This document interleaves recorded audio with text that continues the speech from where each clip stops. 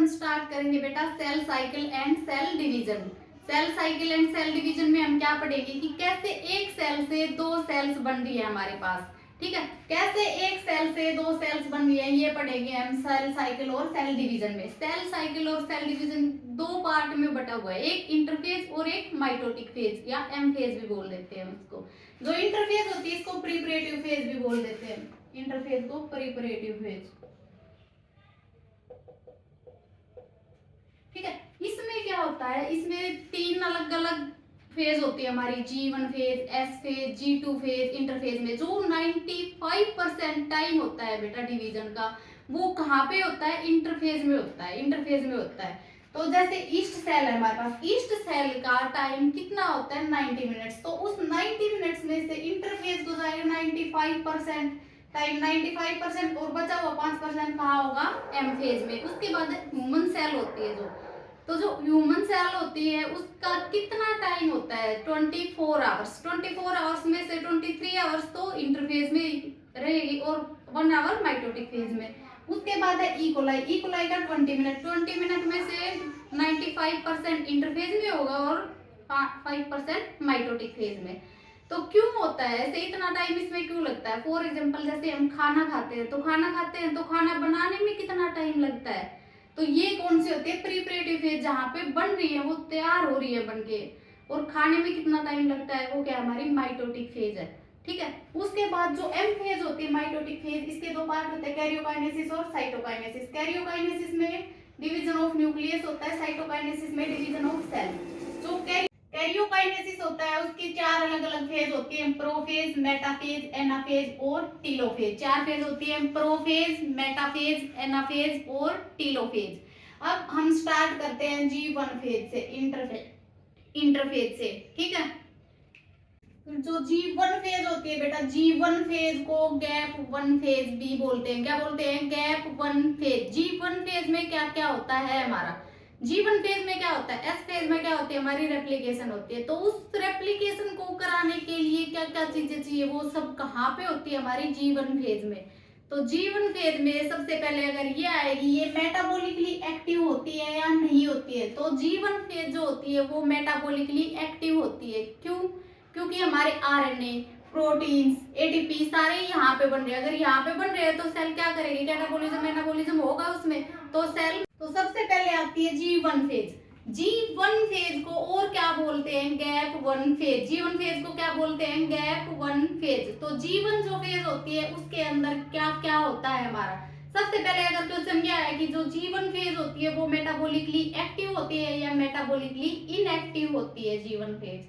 तो G1 phase जो होती है बेटा वो मेटाबॉलिकली एक्टिव होती है। क्यों होती है मेटाबॉलिकली एक्टिव, एटीपी कहाँ बन रहे हैं हमारे G1 फेज में बन रहे हैं, प्रोटीन कहाँ बन रहे हैं G1 फेज में बन रहे हैं, आरएनए कहाँ बन रहा है G1 फेज में बन रहा है। तो वहां पे क्या होगा, मेटाबॉलिज्म फास्ट होगा या नहीं होगा। उसके बाद आएगी सेल साइज, सेल साइज बढ़ेगा या घटेगा। सारी चीजें वहां पे बन रही है तो सेल साइज बढ़ेगा या घटेगा, तो सेल साइज बढ़ेगा G1 फेज में।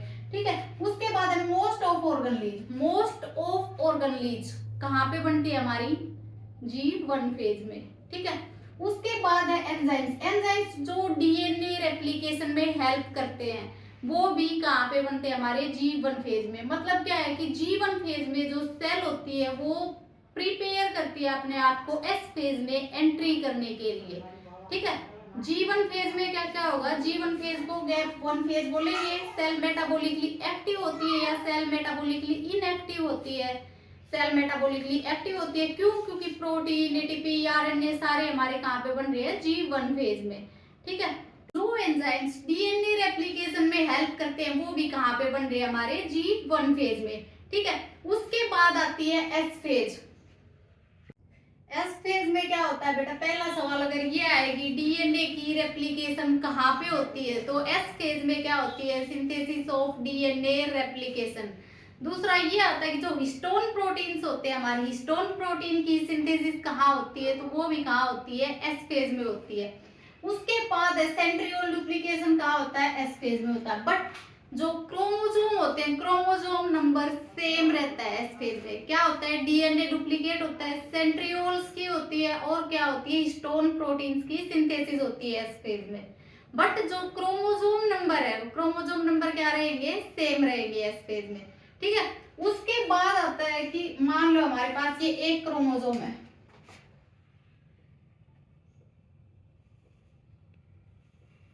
ये इसमें अगर रेप्लिकेशन होगी डीएनए की, ये एक क्रोमोसोम है, ये एक डीएनए है, रेप्लिकेशन होगी डीएनए की, तो यहाँ क्या बनेगा, पहले ये एक डीएनए है, एक डीएनए, ये क्या बन गया, रेप्लिकेशन फोर्क, रेप्लिकेशन फोर्क बन गया, और ये क्या है, ये दूसरा डीएनए है, तो दो डीएनए हो गए, दो डीएनए हो गए, तो यहाँ पे क्या हो जाएगी, ये अलग अलग हो जाएगी, ये क्या है, हमारी सिस्टर क्रोमेटिड्स है, क्रोमोसोम नंबर नहीं पढ़ेंगे इसमें, सिस्टर क्रोमेटिड्स हैं, डीएनए अलग अलग हो जाएंगे, एक डीएनए इसमें आ जाएगा और एक डीएनए इसमें आ जाएगा। उसके बाद एक 2C वैल्यू और 2N वैल्यू आती है इसमें। 2C वैल्यू और 2N वैल्यू क्या होती है, 2C वैल्यू क्या होती है, 2C वैल्यू होती है amount of DNA present in a cell, एक सेल के अंदर कितने अमाउंट में डीएनए प्रेजेंट है, वो क्या होती है बेटा 2C वैल्यू। 2N वैल्यू क्या होती है, diploid number of chromosome in a cell, एक सेल के अंदर डिप्लॉयड नंबर ऑफ क्रोमोसोम कितने हैं हमारे, वो क्या होगी 2N वैल्यू।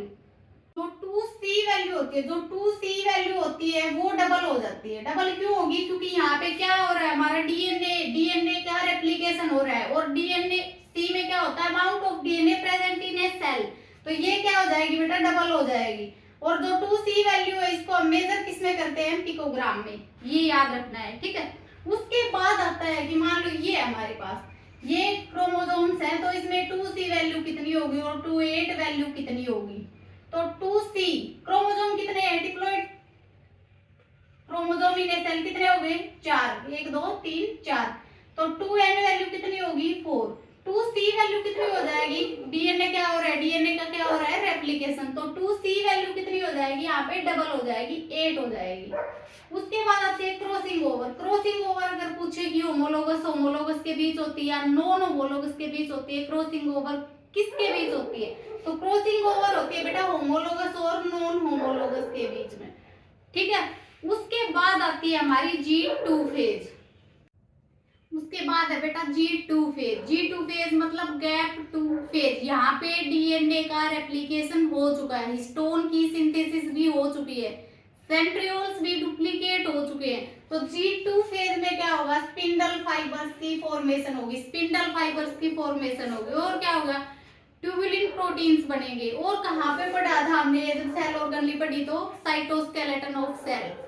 उसके बाद है एटीपी प्रोडक्शन, यहाँ पे इंक्रीज्ड होगा, increased ATP production, duplication of mitochondria, chloroplast और गोल्गी apparatus। माइटोकॉन्ड्रिया और क्लोरोप्लास्ट दोनों क्या हैं हमारे, माइटोकॉन्ड्रिया और क्लोरोप्लास्ट दोनों एंडोसिम्बायोन्ट है, तो इनका क्या होगा, डुप्लीकेशन होगा, काइनेटोकोर बनेंगे। काइनेटोकोर क्या करते हैं, काइनेटोकोर स्पिंडल फाइबर से अटैच करते हैं, क्रोमेटिड्स को पकड़ के रखते हैं वो, और वो किसको अटैच करते हैं, स्पिंडल फाइबर से, ठीक है। तो G2 फेज में क्या क्या होगा, स्पिंडल फाइबर्स की फॉर्मेशन होगी, ट्यूबुलिन प्रोटीन बनेंगे, इंक्रीज्ड एटीपी प्रोडक्शन होगा, डुप्लीकेशन ऑफ माइटोकॉन्ड्रिया, क्लोरोप्लास्ट और गोल्गी apparatus, और क्या बनेंगे, काइनेटोकोर्स बनेंगे, ठीक है। उसके बाद है बेटा कुछ चेक पॉइंट होते हैं। चेक पॉइंट क्या करते हैं, ये चेक करते हैं कि सब कुछ सही चल रहा है या नहीं चल रहा है। तो सबसे पहले क्या आता है, G1 से S फेज में चेक पॉइंट जो होते हैं प्रोटीन से बने होते, क्या बोलते हैं उनको, साइक्लिन्स, वो चेक करते हैं, कंट्रोल करते हैं सेल की जो भी साइकिल एक्टिविटीज है जो भी उनको, ठीक है। G1 से S phase, G1 to S phase, ये क्या करते हैं कि जो मटेरियल्स है रेप्लिकेशन के लिए वो रेडी है या नहीं है, ताकि वो S फेज में एंटर कर सके। तो G1 और S क्या चेक करेगा कि जो भी रेप्लिकेशन के लिए मटेरियल है वो रेडी है या नहीं है G1 फेज में, ठीक है। उसके बाद आता है G2 to M phase. G2 to M phase ये क्या करेगा कि जो रेप्लिकेशन हुई है उसके अंदर कोई एरर तो नहीं है, क्या चेक करेगा कि जो रेप्लिकेशन हुई है उसके अंदर कोई एरर तो नहीं है। S से G2 ये भी वही होगा कि जो रेप्लिकेशन हुई है बाद में तो G2 फेज में जाएगी, तो उसके अंदर कोई एरर है या नहीं है, ठीक है। तो आज हमने क्या पढ़ा बेटा, सबसे पहले सेल साइकिल और cell division. Cell cycle cell division में क्या पढ़ा कि कैसे 1 से 2 सेल बन रही है, किस फेज में हमारे पास कौन सी ऑर्गेनली बन रही है, किसमें प्रोटीन की सिंथेसिस हो रही है, किसमें एटीपी बन रहे हैं, किसमें हिस्टोन प्रोटीन्स बन रहे हैं, ठीक है। कहाँ पे हमारी डीएनए सिंथेसिस हो रही है, C वैल्यू, N वैल्यू, उसके बाद ये check point G1 S, G2 M phase, S और G2। कल हम पढ़ेंगे बेटा माइटोटिक फेज। Thank you.